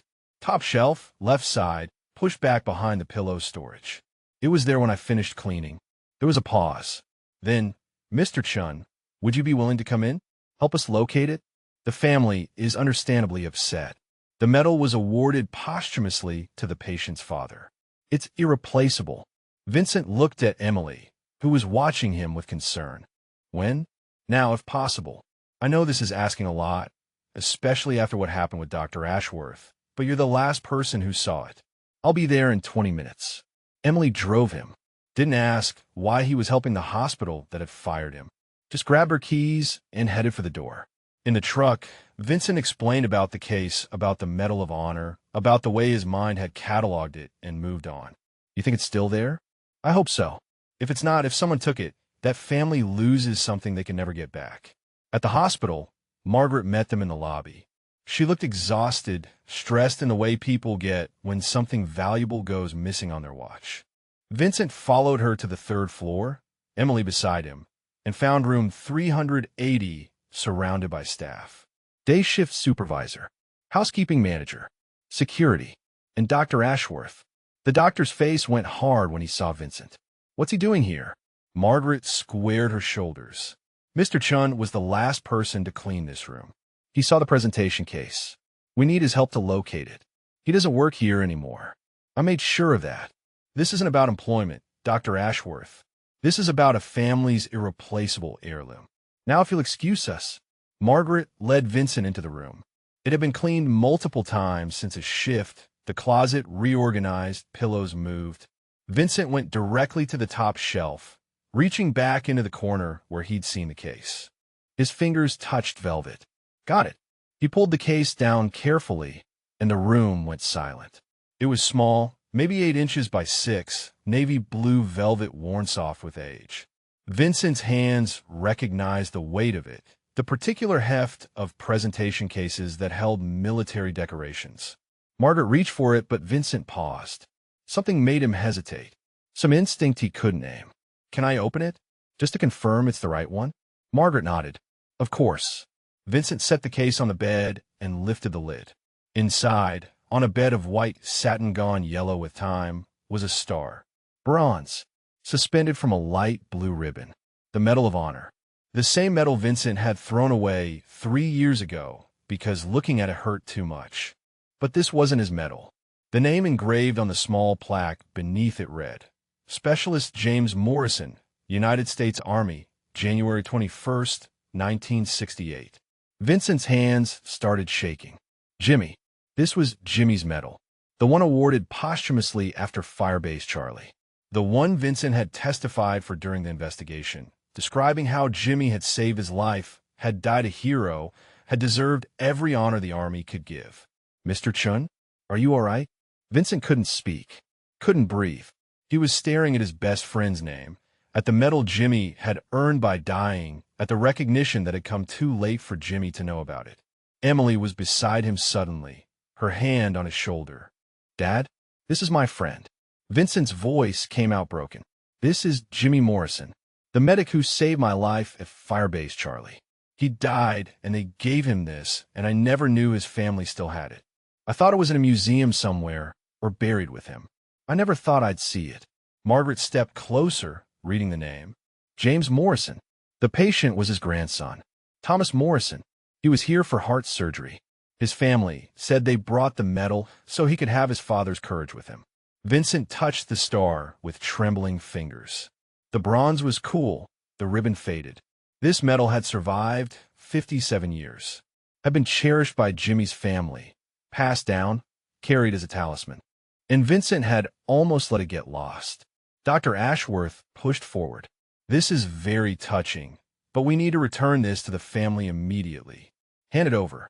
Vincent's hands closed protectively around the case. Not to you. Excuse me? Vincent stood, holding the medal case against his chest. This belonged to the best man I ever knew, the bravest medic I ever served with. It's going back to his family directly, with the respect it deserves. Not through you. Ashworth's face flushed. You don't give orders here. You're not even an employee. No, but I was Jimmy Morrison's friend. I was there when he died, saving my life. And I'll be damned if I let you treat his medal like lost property. The room had gone absolutely quiet. Margaret was staring at Vincent with new eyes. The housekeeping staff had stopped moving. Even the security guard looked riveted. Emily's voice cut through the silence. You serve with James Morrison, the Medal of Honor recipient? Vincent nodded, not taking his eyes off the medal. We were combat medics together. Firebase Charlie, Key, Sans Siege. Jimmy and I were the only medics left standing when the mortars started falling. We saved 47 men in 36 hours. Jimmy died on day 2. Took shrapnel that was meant for me. Ashworth made a dismissive sound. Anyone can claim to have served with someone. How convenient that your supposed friend happens to be a decorated hero. Vincent's head snapped up. His eyes, when they met Ashworth's, were cold. The kind of cold that came from places the doctor had never seen and never would. Convenient? You think it's convenient that I spent 57 years living when my best friend died? You think it's convenient that I wake up every morning and the first thought in my head is still why am I breathing, and he's not? The security guard moved slightly, drawn by something in Vincent's voice. The young man's eyes narrowed, focusing on Vincent's hands still holding the metal case. Then his gaze dropped to Vincent's wrist, where his sleeve had ridden up slightly. Sir, the guard's voice was respectful. That tattoo, can I see it? Vincent glanced down. He'd forgotten about the tattoo, the one he'd gotten 6 months after Firebase Charlie. The one he usually kept covered. Coordinates, a date, and beneath them, in careful script, JM, still saving them. The guard stepped closer, his face going pale. Those coordinates, 16.6544 north, 106.6089 east. That's Key San. And the date, January 21st, 1968. Vincent said nothing. The guard's voice dropped to something like awe. That's the date of Firebase Charlie. That's the date Jimmy Morrison earned his Medal of Honor. That's the date from the citation. Margaret's hand went to her mouth. Oh my God. The guard was still staring at the tattoo. Sir, I studied that action in Army history class. The siege of Firebase Charlie. 2 medics saved 47 wounded over 36 hours under constant fire. One of them died. The other one kept going. They called him Doc Mercy because he refused to give up on anyone. Emily's grip on Vincent's shoulder tightened. "Dad?" Vincent's voice came out barely above a whisper. "They called me Ghost. Doc Ghost." Doc Mercy was Jimmy's call sign. The guard stepped back, came to attention, and saluted. The gesture was sharp, precise, and completely unexpected. Vincent automatically returned it, 40 years of training taking over. Ashworth was looking between them, his face showing the first crack of uncertainty. "This is absurd. You expect us to believe that our janitor is some kind of war hero? Not a hero." Vincent's voice was steady now. "Just a medic who survived when better men didn't." Nurse Patricia appeared in the doorway. She'd been listening, Vincent realized. She held her phone up, screen showing search results. Specialist Vincent Chun, Medal of Honor recipient, January 21st, 1968. Firebase Charlie, Kisan. Saved 47 wounded soldiers over 36 hours. The citation is public record. And the photograph. She turned the phone around. On the screen was a black and white photo from 1969. Vincent in his dress uniform, younger, thinner, haunted eyes staring at the camera. Around his neck, the same star-shaped medal he now held in his hands, the one that bore Jimmy's name instead of his own. Dr. Ashworth's face had gone pale. "That's impossible." Patricia's voice was quiet but carried steel. "No, Dr. Ashworth. What's impossible is that you fire a Medal of Honor recipient for doing exactly what he was trained to do, saving lives." The photograph on Patricia's phone screen seemed to drain all the air from the room. Vincent at 24 years old, in his dress uniform, the Medal of Honor around his neck, looking like he'd aged a decade in the 2 years since he'd enlisted. The same face that now belonged to the man Dr. Ashworth had been humiliating for 3 years. That could be anyone. Ashworth's voice had lost its certainty. "Asian features, military uniform. This proves nothing." Vincent set Jimmy's metal case down carefully on the bed. Then he reached up and pulled his dog tags from beneath his shirt. The chain was worn thin from decades of constant wear. The tags themselves were scratched, dented, blood-stained in the grooves where cleaning couldn't reach. He held them out. The security guard stepped forward, reading aloud. "Chun, Vincent L.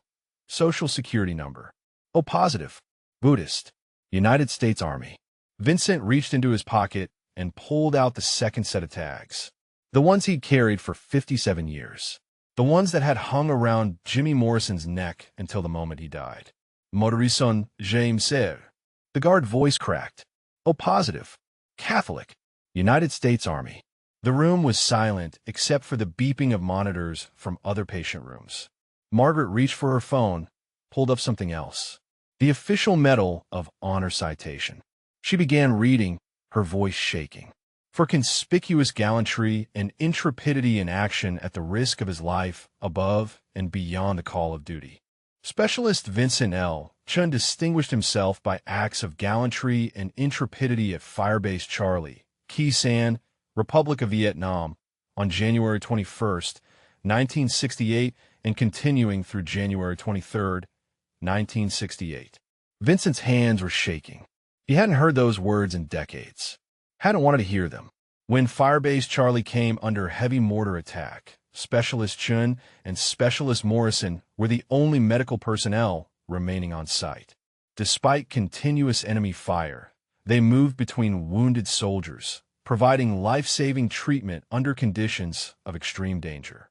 Emily's hand found Vincent's. He gripped it like a lifeline.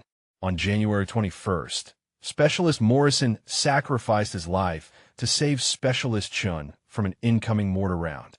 Despite his grief, Specialist Chun continued to provide medical care for the remaining 47 wounded soldiers over the next 36 hours without rest, food, or relief. Patricia's voice joined Margaret's, reading from her own phone screen. She found more details. The after-action report.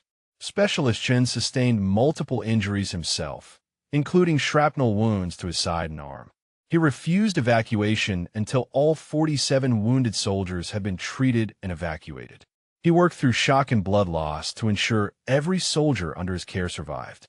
The security guard was no longer at attention. He was standing with his hand over his heart, tears streaming down his face.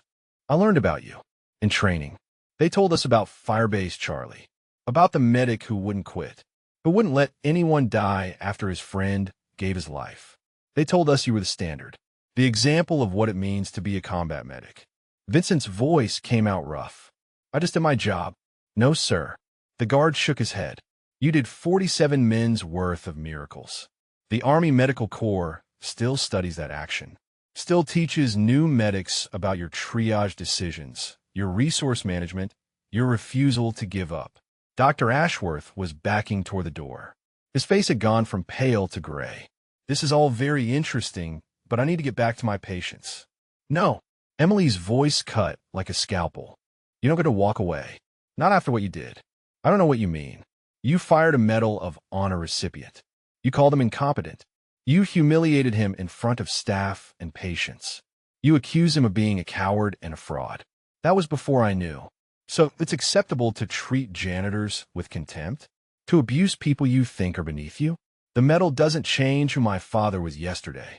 It doesn't change that you saw a 70-year-old man who needed work and decided that gave you permission to crush him." The crowd in the doorway had grown. Word was spreading through the hospital like wildfire. More nurses, orderlies, even some doctors drawn by the commotion. And among them, wheeled by an attending nurse, was the young Marine from room 347. "Doc Ghost." The Marine's voice carried despite his injuries. "I knew there was something about you. I knew it." Vincent turned, saw the kid, and felt something break in his chest. "You're supposed to be resting. I heard nurses talking. Heard them say they found your real service record. Had to see for myself." The Marine's nurse spoke up, her voice carrying authority. "Colonel Sarah Brennan, retired Army nurse. I served in Desert Storm. I was at Walter Reed when they did the 50th anniversary commemoration of Firebase Charlie. I saw the exhibit. I read the testimonials from the men you saved." She stepped forward, and Vincent saw tears in her eyes. 32 of the 47 men you saved at Firebase Charlie survived long enough to testify at your Medal of Honor investigation. Every single one said you were the reason they made it home. The reason they got to meet their children, their grandchildren. One of them, Sergeant Thomas Harrison, said you held his hand through the worst pain of his life and promised him he'd make it home to his wife. He did. He lived another 48 years because of you. Vincent couldn't speak, couldn't process the weight of those words. He'd never known what happened to most of them after the evacuation, had assumed some survived, some didn't, that the chaos of war had scattered them to winds he'd never follow. "You saved my grandfather." The Marine's voice was steady despite the emotion. "Corporal James Patterson. You treated his sucking chest wound at Firebase Charlie. He was one of the 47. He made it home. Married my grandmother. Had my father. Had me.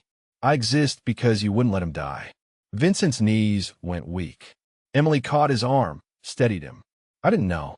His voice came out broken. "I never knew what happened to any of them after the medevacs came. I was so focused on Jimmy dying, on the ones I couldn't save, that I never thought about the ones who lived. They all lived, sir." Colonel Brennan's voice was firm. "All 47. 100% survival rate from the moment you triaged them.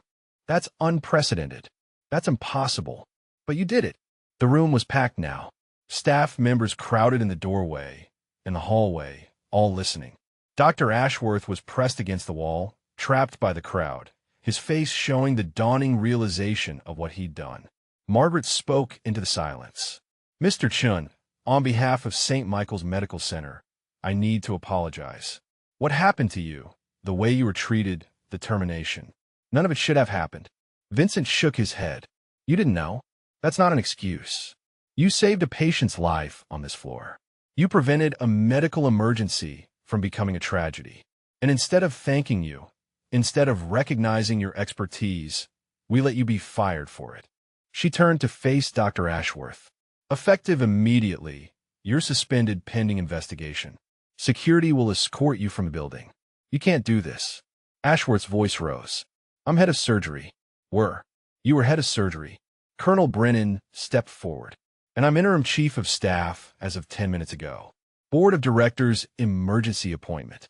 First order of business is addressing wrongful termination and hostile work environment. She turned to Vincent.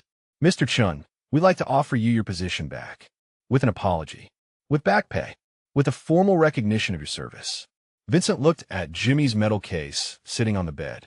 Looked at the young Marine who existed because Vincent had kept a promise. Looked at Emily, who was crying silently beside him, her hand still gripping his. I appreciate that, but I don't think I can go back to mopping floors. Not because the work isn't honorable, but because my daughter has convinced me I need to accept help instead of hiding. Then help us. Colonel Brennan's voice was urgent. We have a veterans support program, counseling, reintegration services. We need someone who understands what combat veterans face. Someone they'll trust because he's been exactly where they are. You want me to work with veterans? I want you to save them the way you've been saving people for 57 years. Not from mortar rounds, from invisible wounds that kill just as surely. Vincent looked at the Marine, at Patricia, at the security guard still standing with his hand over his heart. Looked at the faces crowded in the doorway, at people who suddenly saw him not as invisible, but as someone worth seeing. Okay. His voice was quiet but steady. Okay. The Marine grinned, despite his pain. Welcome back, Doc Ghost. Patricia stepped forward, and then she did something that shocked everyone. She saluted. Not ironically. Not performatively. With genuine respect. The security guard joined her. Then Colonel Brennan. Then others, military and civilian alike, showing respect in the only way they knew how. Vincent returned the salute, tears streaming down his face, Jimmy's dog tags in one hand and Emily's hand in the other. Still here, Jimmy. Still saving them. Still keeping the promise. The Morrison family arrived 3 hours later. Vincent was sitting in Colonel Brennan's office, still processing what had happened, when Margaret knocked softly on the door. Mr. Chun, the family is here. For the medal. They'd like to meet you if you're willing. Vincent stood, legs unsteady, and followed Margaret to a private waiting room. Inside were 4 people. An elderly woman in her 80s, leaning on a walker. A middle-aged man and woman. And a young woman, maybe 30, holding a sleeping infant. The elderly woman's eyes locked on Vincent the moment he entered. Her hand went to her mouth. You're him. You're Vincent Chun. Vincent nodded, suddenly aware of how he must look. Still in the civilian clothes he'd worn to pack his apartment. Unshaven. Exhausted. Nothing like the young soldier in the photograph. I'm so sorry about the medal. I should have turned the case in immediately. I didn't realize what it was. The woman waved away his apology with a trembling hand. My son told me. Told me you were the one who found it. Told me who you were. She stepped closer, walker scraping across the floor. I am Margaret Morrison, Jimmy's mother. Vincent's breath caught. He'd imagined Jimmy's mother 1,000 times over the years. Imagined writing to her, trying to explain, but the words had never come, and eventually he'd convinced himself she wouldn't want to hear from the man who'd lived while her son died. Ma'am, I'm so sorry. I'm so sorry I couldn't save him. Margaret Morrison reached up with one weathered hand and touched Vincent's face. Her eyes were wet, but her voice was steady. You gave me my son's last words. The Army sent me your testimony from the investigation. You told them what Jimmy said before he died, that it wasn't your fault, that you should keep saving people, that he was glad it was him instead of you. Vincent's vision blurred. I've carried those words for 57 years. So have I, but I also carried something else. The knowledge that my Jimmy died doing exactly what he was meant to do, saving his best friend, saving the man who would go on to save 47 more. The middle-aged man stepped forward. I am Tomas Morrison, Jimmy's nephew. We brought the medal to the hospital because Grandpa Thomas, Jimmy's father, was having heart surgery. He died 6 months ago, 93 years old. Every day of his life, he talked about his son, the hero. Vincent's throat was too tight to speak. The man continued. Grandpa Thomas told us stories about letters he got from a men you saved at Firebase Charlie. 32 of them wrote to him over the years. Told him that Jimmy's sacrifice meant something, that you'd honored it by saving everyone else, that Jimmy would be proud. One of them was my grandfather, the young woman said softly. Corporal James Patterson. He wrote to the Morrison family every year until he died. Always said Uncle Jimmy and Doc Ghost save his life together. That it took both of them. She shifted the sleeping baby in her arms. This is James Morrison Patterson III, named for my grandfather and for the medic he never got to thank. We call him JJ. Vincent looked at the sleeping infant, at the small life that existed because of a promise kept in hell. Because Jimmy had pushed him into a trench. Because Vincent had refused to let anyone else die. Margaret Morrison spoke again. We wanted you to have this. She held out a small box, worn velvet like the metal case. Inside was a photograph. Jimmy Morrison at 22, in his combat fatigues, grinning at the camera with the unshakable optimism of someone who didn't know he'd be dead in 3 months. And beneath it, a letter, yellowed with age, creased from being folded and unfolded countless times. Vincent recognized the handwriting immediately. His own, from 1969, written to Jimmy's parents from a hospital bed in Da Nang. You wrote this 2 days after Jimmy died, before your own medal ceremony, before anyone knew if you'd survive your injuries. Vincent remembered writing it, remembered the morphine haze and the grief and the desperate need to tell someone that Jimmy Morrison was the bravest person he'd ever known. Margaret's voice was gentle. You told us Jimmy made you promise, made you swear to keep saving people. We've watched you keep that promise for 57 years. Through the newspaper articles about your medal, through the reports of you working at VA hospitals, through the silence when you disappeared 3 years ago and we worried you'd finally given up. You knew I was here? Thomas nodded. Colonel Brennan reached out to veteran service organizations when she took over as interim chief. Asked if anyone knew what happened to Vincent Chen. We've been keeping track. Knew you were working here. Knew you were struggling. Wanted to help, but didn't know how. The young woman spoke again. When we heard what happened yesterday, heard that you'd been fired, heard that you were the one who found Uncle Jimmy's medal, we knew it was time. Time to tell you what your promise has meant. She pulled out her phone, showed Vincent a photograph. A large family gathering. Dozens of people, multiple generations, all smiling at the camera. This is the Patterson family reunion last summer. 73 people. My grandfather's children, grandchildren, great-grandchildren. Every single one of them exists because you kept your promise to Uncle Jimmy. Vincent's knees gave out. Emily, who'd been standing quietly in the doorway, rushed forward to catch him, guided him to a chair, knelt beside him while he sobbed into his hands. Margaret Morrison lowered herself carefully to sit beside him. She took his hand in both of hers. My son didn't die in vain. He died saving his best friend. And his best friend spent the rest of his life honoring that sacrifice. You don't owe us an apology, Vincent. We owe you our gratitude. The door opened and Colonel Brennan entered, followed by Nurse Patricia and several other staff members. Behind them, being wheeled by an orderly, was the young Marine. We have something to show you. Patricia's voice was thick with emotion. After word spread about who you really are, we started getting calls. She held up her tablet. The screen showed an email inbox. Hundreds of messages. These are from the families of the men you saved at Firebase Charlie. We put out a notice through veteran networks. 26 of the 47 are still alive. Every single one of them wants to thank you. Want you to know what you gave them. The Marine spoke up. My grandfather died 5 years ago, but before he did, he recorded a video for his family about Firebase Charlie, about the medic who wouldn't let him die. He handed his phone to Vincent. On the screen was an elderly man, thin and frail, but smiling. My name is James Patterson. On January 21st, 1968, I was shot through the chest at Firebase Charlie. I was 19 years old and I was dying. The medic who found me was named Vincent Chen. He was 23. His best friend had just been killed. He had shrapnel in his own side. But he held my hand, and he told me I was going to make it. Told me about his friend Jimmy, who died to save him. Told me I had to live because Jimmy's sacrifice had to mean something. The old man on the screen wiped his eyes.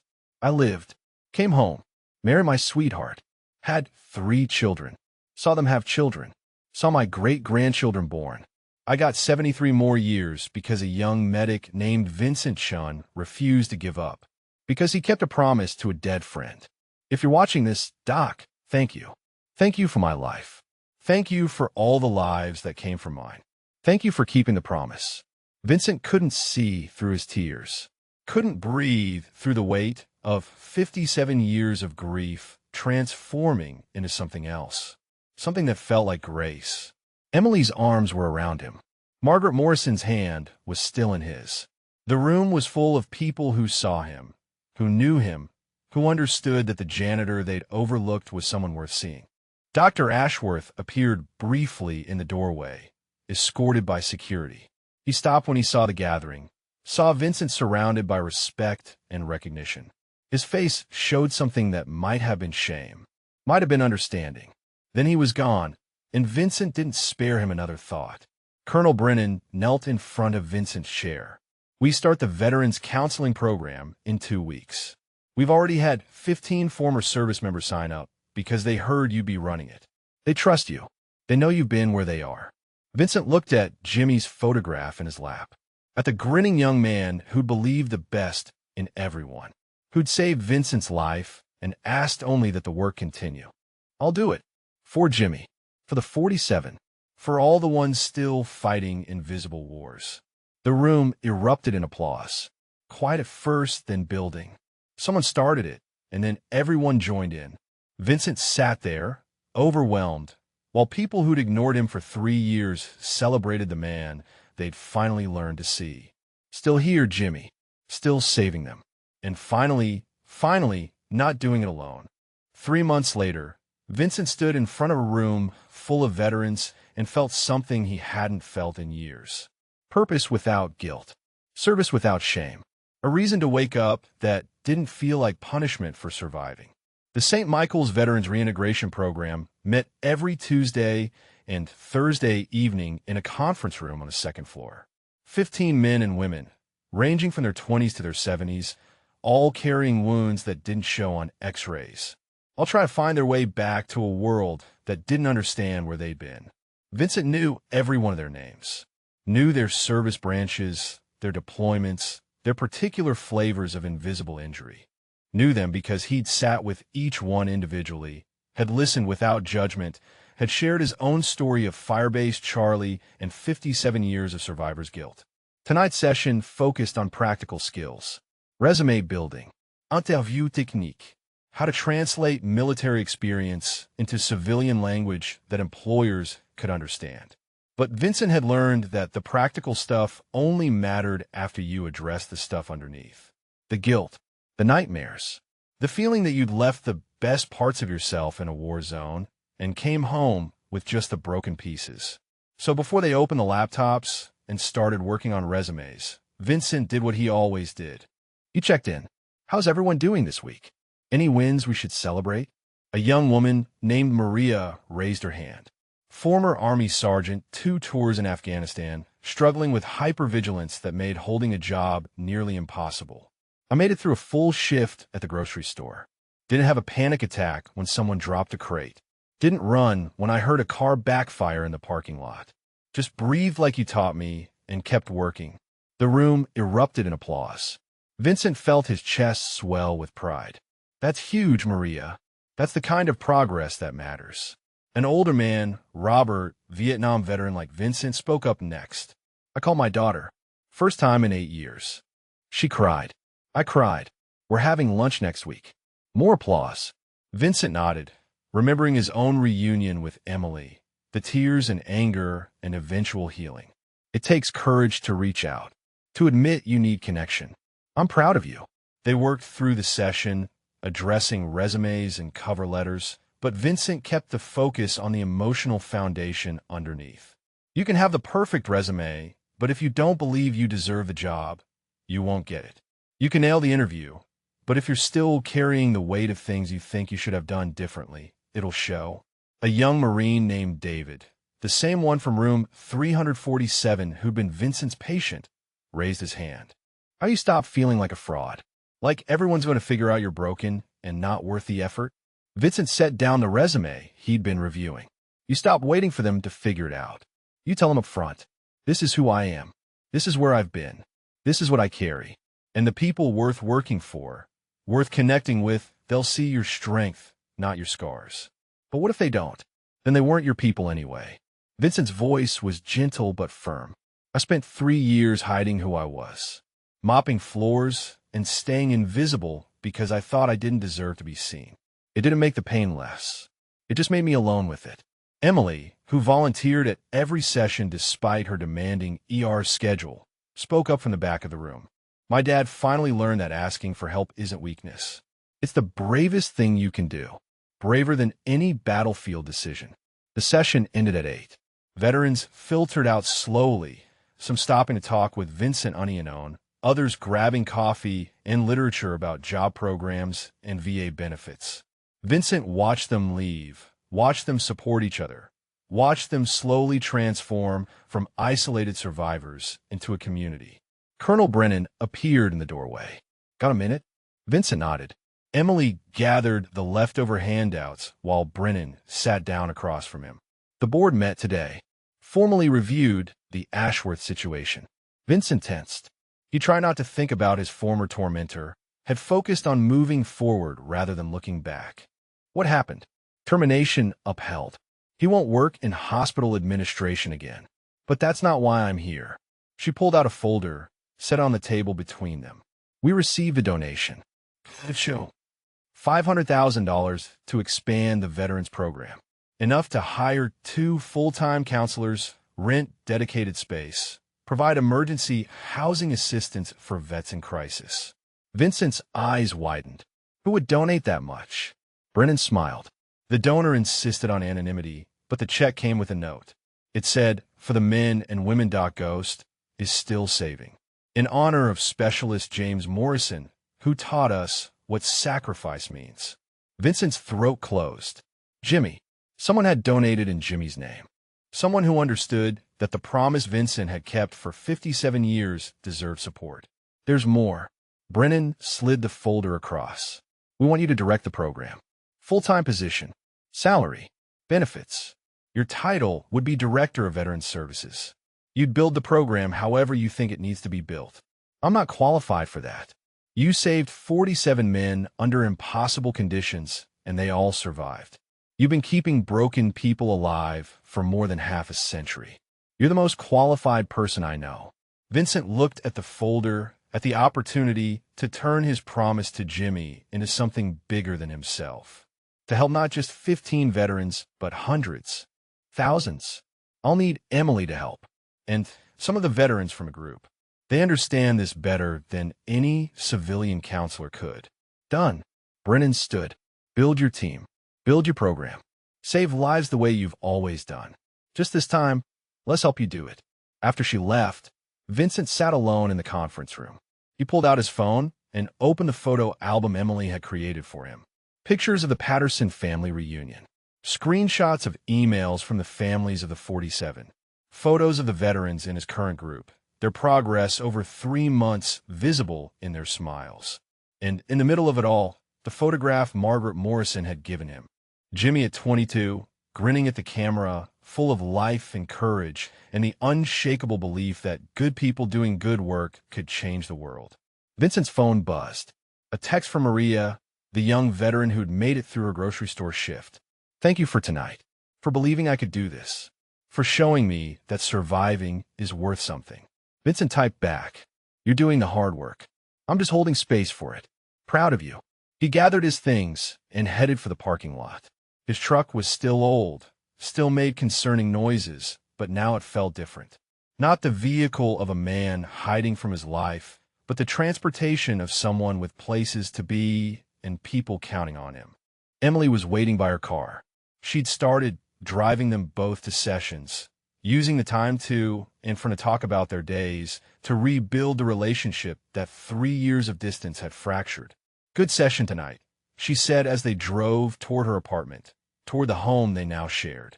"Yeah, really good." They stopped at the Vietnam Veterans Memorial on the way they did every Thursday after group. Vincent got out, walked to Jimmy's name, pressed his palm against the cold granite. "We got the funding, brother. 500,000. We're going to build something real. Something that honors what you did. Something that keeps the promise alive." He stood there until Emily gently touched his shoulder. It was time to go home. In the car, Vincent looked at his daughter. Really looked at her.